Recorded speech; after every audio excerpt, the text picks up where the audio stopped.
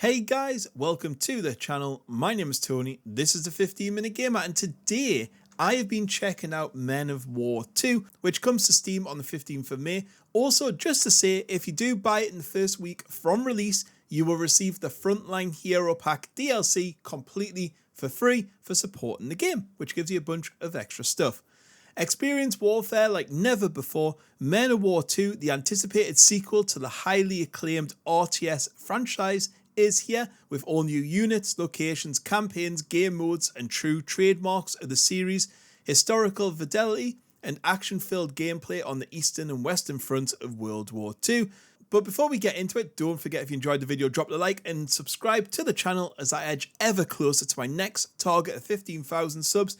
It would mean a lot. Anyway, with all that being said, let's get into it. Men of War 2 is a real-time strategy game, but it's definitely more a game of combat than resource management. There's no base building here, but what does set it apart, and it's the detail. Like, every unit can be controlled, and every single unit, including the infantrymen, has its own infantry. So you click into it, you can see grenades, bullets, ammo, guns, everything like that. And things can be selected, scavenged, and moved around, which is just super impressive. There's not too much to say on the gameplay, as basically you're given an objective, i.e. it's usually some sort of capture or destroy. You get a bunch of men to do it and off you go. Usually once you complete an objective, you'll then move on to the next one with the men you have left, which means dying does have real consequences, because lose the wrong team early on and the mission could just be over, and they can't be easily replaced because you can't build them.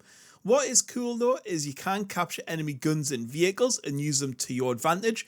So there was like a little tracked vehicle, and I shot the driver and was able to steal it, then go around and take on the enemy base, and it was just really cool. You'll also find various resupply points across the map where you can get ammo and stuff like that. To keep you busy on the single player side, there's a story mode and an historical mode, which consists of 3 campaigns for each: Americans, Russians, and Germans, with a bunch of missions in there. Then the second set is historical accurate ones, so it's like Operation Market Garden for the Americans. The campaigns are pretty fun, but I would say the German one was my least favourite. It had way too much talking at the beginning. Like, my god, I thought I was like playing Metal Gear Solid at one point. It went on for that long. I was like, shut up and let me get to killing the Russians. I also feel the campaigns could have started a little bit more easy and fun. Like, maybe had the Americans as the easy campaign, which sort of introduced you a bit more or something. I felt it just went straight into it, and it was a little bit difficult at parts, especially if you haven't played an RTS before. But overall, they were pretty fun to play, and all offered something a little bit different. The other game modes are Conquest and Raid. Conquest basically is like a red and blue line, and you have to keep pushing forward and moving that line, and the front line moves with you. But then, of course, if you get taken, the red line moves and then takes over your territory. It's a lot of fun. I think it's one of the most fun game modes in here. Raid is similar-ish, it's kind of in the middle, and that's just really fast-paced action, but it's good to see them other 2 modes in there. Multiplayer, I don't have much interest in this, but my god does the game try and push it on you. When you log in, it goes straight into multiplayer. When you close the game, it says, do you want to close this app? I mean, come on. It's constantly giving you multiplayer units for completing objective, and I'm pretty sure, in fact 100% this game is online always. Like, it's always online, which worries me quite a bit, because if the server goes down, you can't even play a single player. And like it says when you're loading into single player, handshake complete and stuff. Like, why? I'm playing a single player game. I don't like that. However, if you are interested in multiplayer, there's loads here. There's PvP and PvE, so you have some co-op there, and plenty to keep you busy if that's your sort of thing. Also, which I was surprised about, is there's in-game editing and full mod support, which is integrated into Steam. So I think give it a few months and the workshop could throw some really interesting elements into the mix. Let's move on to graphics, sounds, bugs, and performance.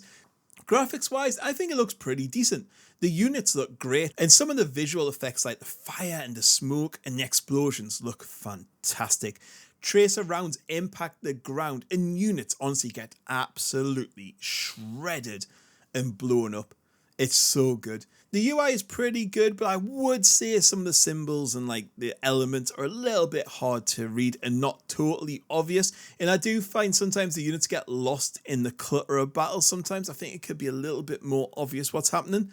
Sound design, this is where it lets itself down a little bit, especially with the voice acting. I'm not sure if it's real or AI generated, but it's not very good. It's not interesting, it's not funny, it's not engaging enough. And once you're in game controlling the units and stuff, they repeat the same lines over and over and over again, and it gets really annoying.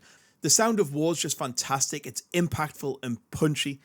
All the tanks and vehicles sound great, and the gunfire is just, yeah, it sounds fantastic. Like when you move the map up, you can actually hear the gunfire getting quieter, so you can pinpoint where it's coming from. So it is really just a shame about the voice acting.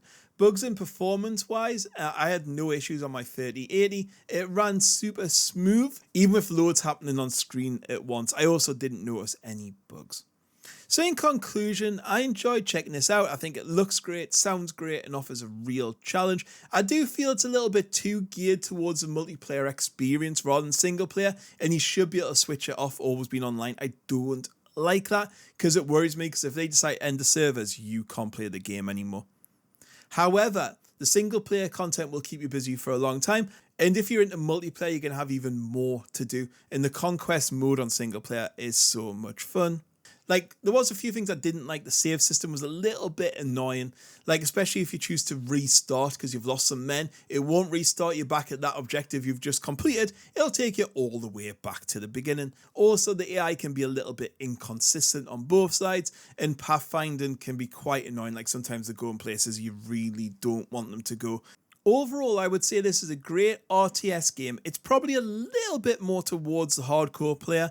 And I would say even on super easy, it's quite unforgiving. You really have to plan and think about what you're going to do. But it looks great, sounds great, and performs really well. So I would say this is definitely a strong wish list to buy if that's your sort of thing. Anyway, guys, that's all I have to say. I hope you enjoyed the video. Catch us on the next one. Goodbye.